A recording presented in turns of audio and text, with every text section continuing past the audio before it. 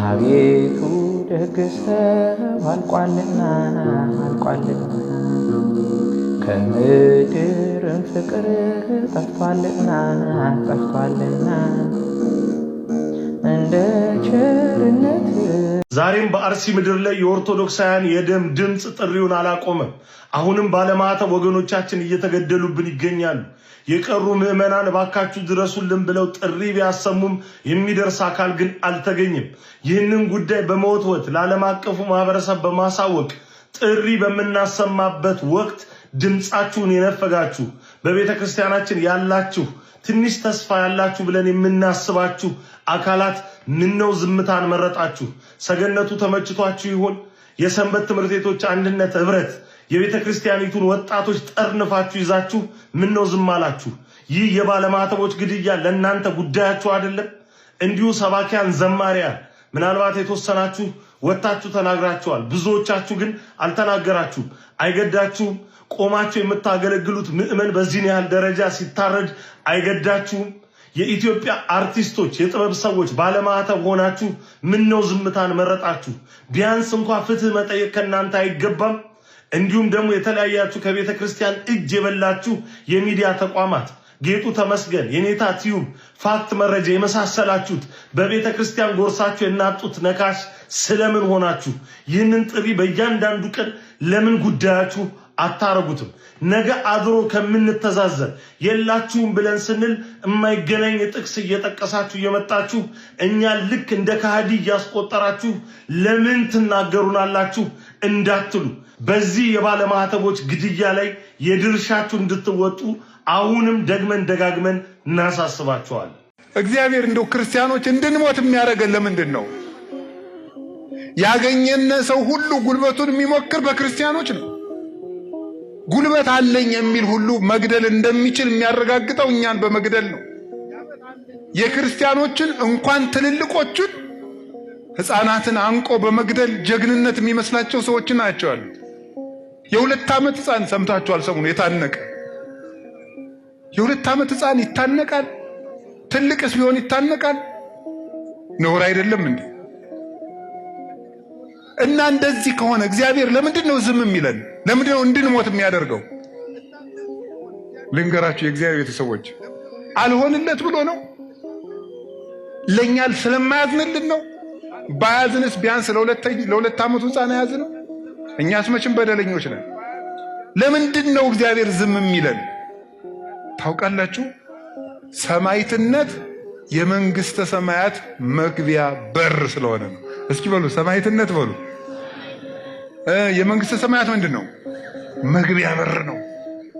ስለዚህ ክርስቲያኖች የክርስቶስ ልጆች በመሆናቸው ሲገደሉ እግዚአብሔር ዝም የሚለው ከዚህ ከዳተኛ ዓለም ወደ እውነተኛው ዓለም ሊወስዳቸው ስለፈለገ ነው። ወደ ቅፉ ሊሰበስባቸው ስለፈለገ ነው። ለዚህ ነበር አንድ የቤተ ክርስቲያን ሊቅ 2ኛው ክፍለ ዘመን ላይ የነበረ እናንተ ግረፉን፣ እናንተ አሰቃዩን፣ እናንተ ደብድቡን፣ መከራውን በጨመራችሁብን መጠን ከእግዚአብሔር አክሊል ይጨመርልናል ያለ ለዚህ ነበር። ክርስቲያኖች በተገፋን ቁጥር ለዚህ ነው የክርስቲያኖችን ደም ጨክኑና አብዝታችሁ እንደ ጎርፍ አፍስሱት ይፍሰስ፣ እነሆ ያ ደም ዘር ሆኖ ሌላ ክርስቲያን አብዝቶ ያበቅላል። የቅዱስ ጊዮርጊስ ደም ዘር ነበረ። ብቻውን ሲገርፉት ሙቶ ሲነሳ ተመልጥ ምን ያለ እያበራ ቦግ ሲል ፊቱ የዛን ጊዜ የንጉሱ ሰራዊት በሙሉ እኛም በዚህ ሰው አምላክ አምነናል ይላል። የሰማዕታት ደም ዘር ነው፣ አፍስሱትና ሌላ ክርስቲያን ያበቅላል ያለ ለዚህ ነበር። የመንግስተ ሰማያት መግቢያ በር ነው። ታውቃላችሁ? የግብፅ ኦርቶዶክስ ተዋሕዶ ቤተክርስቲያን የዘመን ለመለወጫ የምታደርገው ዓመተ ሰማዕታትን ነው። አዲስ ዓመቷን የምትጀምረው ሰማዕታት ብዙ ክርስቲያኖች የተገደሉበትን ዓመት ነው። ለምን ሲባል የዘመን መለወጫው ዕለት የአዲስ ዓመት መግቢያ እንደሆነ ሁሉ ሰማዕትነት የመንግስተ ሰማያት መግቢያ በር ነው።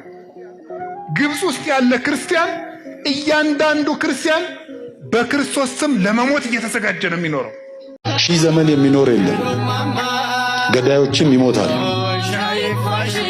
ገዳዮች ይሞታሉ፣ የሚቀር የለም። ትላንት ሲገሉ የነበሩ ዛሬ ሞተዋል። ዛሬም የሚገሉ ነገ ይሞታሉ። ተሹሞ የቀረ የለም። ሹመኞች ዛሬ ይሻራሉ፣ ነገ የሉም እነሱ። ኦርቶዶክሳውያን በአጠቃላይ አልቀው ሌሎችን ለማስገባት ከተፈለገ መሞከር ነው። በተረፈ አሁን የመስዋዕትነት ጊዜ ነው።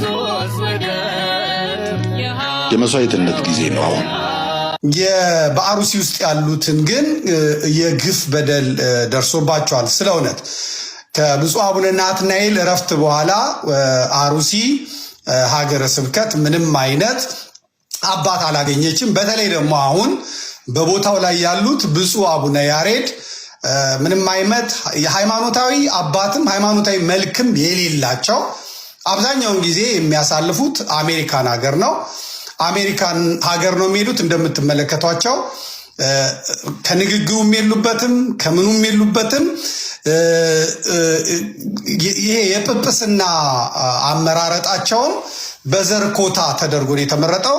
ብሔራቸው ሌላ ነው እንደሆነ የሚነገረው፣ ግን ያደጉት እዚሁ ሰሜን ሸዋ አካባቢ ደብረ ሊባኖስ ስለሆነ ያው በኦሮሞ ኮታ ተመርጠው የገቡ አባት ናቸው።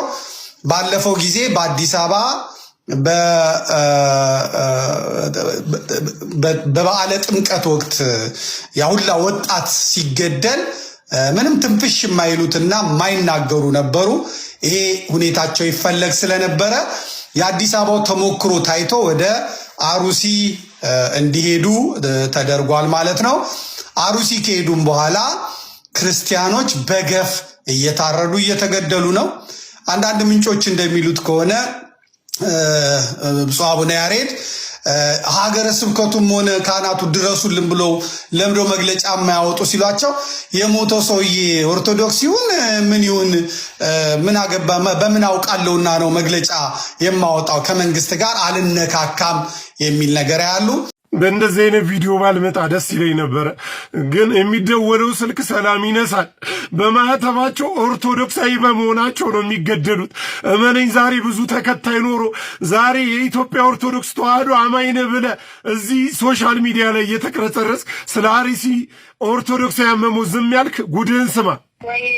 ወይ ምን አልሽኝ? የደውልልህ ከአርሲ ነው አባ፣ አርሲ መርቲ ወረዳ። እሺ ወደ ሽርካ ሳይሆን ወደዚህ ፈረቀሳ ወደሚባልበት የአምልኮ ወደሚመለስበት አካባቢ ነው የኛ ያለው እና የወረዳው ዋና ከተማ መርቲ ነው። መርቲ አቡ ምሳ ከተማ ላይ ነው ያለው እና ትላንት ተክሊቤ ነበረ። የሚሻ ጤፍ ማጨድ አለባችሁ ተብለው ተመርጠው ነው የሄዱት እዚህ ከከተማ እና ኦርቶዶክስ ክርስቲያን ናቸው። 6 ሰው በጥይት ተደብድቦ ሞቷል። የመሬቱ ባለቤትም ኦርቶዶክስ ክርስቲያን ነው። ከነ ሚስቱ ከነ ልጁ ጎረምሳ ልጅ አለው ይዘውት ሄደዋል። እና ሬሳ አስክሬን እንኳን ሆስፒታል ናቸው። ከዚህ በላይ በቁም መሞት የለም። ባለማህተብ ስለሆንክ ማህተብ ስላደረክ ኦርቶዶክሳዊ ስለሆንክ ተመርጠህ ለስራ በሚል ሰበብ ተወስደህ ትገደላለህ። እመነኝ፣ ዛሬ ድምፅህን አሰማ። ዛሬ ተቃውም። የክርስቲያኖች ሞት ይቁም፣ ኦርቶዶክሳውያን መታረዳቸው ይቁም በል። ግዴለህም ነገ ዋጋ ኦርቶዶክሳውያን ልንነቃ ይገባል። ቤተ ክርስቲያናችን በተለያዩ ችግሮች፣ በተለያዩ ፈተናዎች፣ በተለያዩ መከራዎች ውስጥ ነው እያለፈች የምትገኘው። ብዙዎቻችን ለአንድ ሳምንት ብቻ ነው ጩኸታችን፣ ከአንድ ሳምንት አይዘልም፣ እንረሳለን። በጣም ሾርት ሚሞሪ ነን ብዙዎቻችን ማለት ነው። ቤተ ክርስቲያናችን ዕለት ዕለት ነው መከራ እየደረሰባት የሚገኘው። ህብረታችን፣ አንድነታችን ከንቱ እየሆነ ነው የሚገኘው። ለቤተ ክርስቲያናችን ድምፅ የሚሆነው ራሱ በጣም ጥቂት ሰው ብቻ ነው፣ ጥቂት ኦርቶዶክሳውያን ማለት ነው። ከጥቂት ኦርቶዶክሳውያን በስተቀር ዕለት ዕለት ህይወታችንን ቀጥለናል። አሁንም አባቶች እየተገደሉ ነው። አሁንም አባቶች እየታሰሩ ነው። አሁንም አባቶች ብዙ መከራ ውስጥ ነው የሚገኙት። ብዙ ገዳማት በዚህ ችግር ውስጥ ነው የሚገኙት። አሁንም በቅርቡ የምንሰማቸው መከራዎች ይኖራሉ። ዕለት ዕለት ቤተክርስቲያን ላይ ፈተናዎች አሉና ማለት ነው። ስለዚህ ሁላችንም ኦርቶዶክሳውያን በአንድነት በህብረት የምንቆምበት ሰዓት አሁን ነው፣ ሌላ ጊዜ አይደለም። ዕለት ዕለት ስለ ቤተክርስቲያን ጆሮአችንን የምንሰጥበት ጊዜ አሁን ነው፣ ሌላ ጊዜ አይደለም። ይህ ነገር ሁላችሁም ሊያሳስባችሁ ይገባል ማለት ነው። ስለዚህ ለቤተክርስቲያን ድምፅ መሆን ካለብን ሁላችንም ነው መሆን ያለብን። የተወሰኑ የተመረጡ ሰዎች ብቻ አይደለም ይህን ነገር ማድረግ ያለባቸው። ስለዚህ ሁላችሁም ኦርቶዶክሳን በየአካውንቶቻችሁ ስለ ቤተክርስቲያን ድምፅ ነው። ቦታችን እየተነጠቀ ነው፣ ርስታችን እየተነጠቀ ነው የሚገኘውና ይህንን ነገር ለብዙ ኦርቶዶክሳን ሼር፣ ኮፒ ሊንክና ሪፖስት ያደረጋችሁ ሁሉም ኦርቶዶክሳን ይህንን ሊሰማው ያስፈልጋል። ስለዚህ ይህንን መልእክቴን ለመላ ኦርቶዶክሳን ሼር፣ ሪፖስት፣ ዱዊት፣ ስቲች ያደርጋችሁ እንድታደርሱልኝ በእግዚአብሔር ስም ጠይቃችኋለሁ። ሰላም ክርስቶስ ይብዛላችሁ። ከዚህ የበለጠ በዚህ ሰዓት ላይ የቅበተ እምነት የለም። ከዚህ የበለጠ አጀንዳ የለም። መቼም ወንድሞቻችን እየሞቱ ከ100,000 በላይ ተከታይ ይዞ በዚህ ሰዓት ለቤተ ክርስቲያን ድምፅ ያልሆነ ሰው ካለ እንዲነቃ አሁን እንኳን ከመሸ ጸጌ የለቀቀውን እንትን እያየው ነበረና አሁን ከመሸ የደረሰኝ መረጃ ነው። ዛሬ በአቡነ ተክለ ሃይማኖት ቀን 6 ኦርቶዶክሳውያን ተገድለዋል። ተፋጠው አይደለም፣ በእርሻ ላይ ያሉ የጤፍ እርሻቸውን እያጨዱ ባሉበት ነው ኦርቶዶክስ በመሆናቸው ምክንያት ማህተም በማሰራቸው ምክንያት ረሽነዋቸው የሄዱት። ሁላችሁም ይህንን ጉዳያችሁ አድርጋችሁ ያዙት። እሁድ ላይ ተንበርክከህ ብትለምን እንደ አጋጣሚ ቢያሳድሩ እንኳን ሰኞ መጥቶ ይገለዋል። የዛሬ ዝምታ ለነገ ብዙ ሞቶች መንገድ ጠራጊ ሊሆን ይችላል። የዛሬ ሞት ወይም የዛሬ ግድያዎች የትላንትና ዝምታ ውጤት ናቸው ብዬ አስባለሁ። አለቀ። ስለዚህ ክህት የሚለመን የሚለቀስለት አይደለም። ክህት ማስከበር የኛ ተግባር፣ ሊቃውንቱን ምዕመናንን ማስተማር ነው። በዚህ እና የዛሬም ዝምታ ለነገ ብዙ ሞቶች መንገድ ሊሆን ስለሚችል ዛሬ የምናደርገው መሰባሰብ፣ ዛሬ የምናደርገው ተቃውሞ ምናልባት የነገን ሞት ያስቀርልናል ከሚል ተስፋ ነው እና በዚህ ተስፋ ላይ መተባበር አለብን። አንድ ሆነን መቆም አለብን። መልፈስፈስ የሚባል ነገር የለም። የፈራ ከገለአድ ይመለስ ነው። ኦርቶዶክስ ከሆንክ ኦርቶዶክስን ማቆየት ያንተ ድርሻ ነው። እኛ ጊዜ ትጥፋ፣ ፍቅር፣ ኢትዮጵያ ትደለት፣ ትሰረዝ እኮ ፍቅር ወይ ምንድነው የኛ ውጤት ነው ማለት የኛ ግፍ ነው የሚልና በሞታችን ላይ የሚሳለቅም ስብስብ አለ ማለት ነው። ለመጀመሪያ ጊዜ ካሴቱ የተቃጠለው ሻሸመኔ ቅዱስ ሚካኤል ቤተክርስቲያን ነበር። ታስታውሱ ሰዎች፣ ዘመን ጠበቀ፣ እግዚአብሔር ጊዜ ጠበቀ፣ ሻሸመኔ ለኮሳት። ማንም ሰው አሁን ላይ መስለው ይችላል። አንተ ባሪያው እኮ ነኝ። አሁን ያ ሁሉ ተረስቶ ተጠቃን እንዲሆነን እንዴ? አንተ ምን አርገ ነው ባለማህተሞች የታረዱት? አንተ ምን አርገ ነው ቄሱ የታረደው? አንተ ምን አርገ ነው ቤተ መቅደሱ የተለኮሰው በእሳት? አንተ ምን አርገ ነው? ወይ አንተ ወይ አባቶች ድሮ ምን አርገው ነው? ሁሌ ተበዳይ አርጎ ራስን ማቅረብ ልክ አይደለም። ስለዚህ ነገሩ እንደቀላል ልናየው አንችልም። በደንብ የተጠናበት በደንብ የታሰበበት ነገር እንደሆነ ይሰማኛል። ምክንያቱም ነገሮች ይናበባሉ። አንዳንድ ጊዜ ያመልጣ አይደለ? ያመልጣቸዋል ብዙ ሰዎችና በእንደዚህ አይነት ክፉ ቀናት ያሰቡትን ነገሮች ከጀርባ ያደረጉትን ነገሮች ወጥተው ያወሩታል እና እሱን ነገር እያየን ነው ብዬ አስባለሁ። ስለዚህ አጀንዳችን እየተገደሉ ያሉ ፈተና ውስጥ በዕለት ዕለት የሚገቡ ክርስቲያን መሆናቸው ስህተት ሆኖ ኦርቶዶክሳዊ መሆናቸው ስህተት ሆኖ በግፍ ለሚገደሉ ክርስቲያኖች ብቻ ነው አጀንዳችን። ይሄ ስሜታዊነት እንዳይኖረው መጠንቀቅ ነው። ምክንያቱም ቀጣይነት እንዲኖረው፣ መበርታት እንዲኖረው፣ አቅም ጉልበት እንዲኖረው። ኦኬ፣ ይሄን ስናረግ ታዲያ በፍቅር ተያይዘን በመጠባበቅ በመረዳዳት በመተሳሰብ አንዱ አንዱ ላይ ጣት በመቀሰር አንዱ አንዱን በመስደብ አንዱ አንዱን አይደለም። ምክንያቱም ለዚህ ሁሉ መፍትሄው መጨረሻ ላይ ማን ነው? ሲጻፉልኝ የዚህ ሁሉ መፍትሄው ማሰሪያው ማን ነው? ማን ነው? መልሱልኝ። የዚህ ሁሉ መፍትሄው መቼም አባቶቻችን አትሉኝም፣ ጳጳሳት አትሉኝም። የዚህ ሁሉ ማሰሪያ መፍትሄው ማን ነው? ማን ነው? መልሱልኝ። የዚህ ሁሉ ይሄ ሁሉ ልፋታችን ትዊተርም በሉት ዩቲዩብም በሉት ቲክታክም በሉት ምንም በሉት የዚህ ሁሉ መፍትሄው ማን ነው? መጨረሻ ላይ እግዚአብሔር አለ። እግዚአብሔር የሌለበት ነገር መጽሐፍ ቅዱስ ይላል አገርን እግዚአብሔር ካልጠበቀ ይላል። አገርን እግዚአብሔር ካልጠበቀ ጠባቂ በከንቱ ይለፋል ይላል። ስለዚህ ከምናደርገው ነገር ሁሉ በፊት እግዚአብሔርን ማስቀደም አለብን። ከፊትም ከኋላም እኛ መሀል ያለ ነው። ስንጀምርም እግዚአብሔር ነው፣ ሲያልቅም እግዚአብሔር ነው። መሀል ላይ የኛ ምን አለ? የኛ ድርሻ አለ፣ የኛ ስራ አለ፣ የኛ መትጋት አለ። መጨረሻውና መጀመሪያው ግን ማን ነው? ኢየሱስ ክርስቶስ። ኃይላችን ብርታታችን ማን ነው? ክርስቶስ ኢየሱስ። ክርስቶስ ኢየሱስ።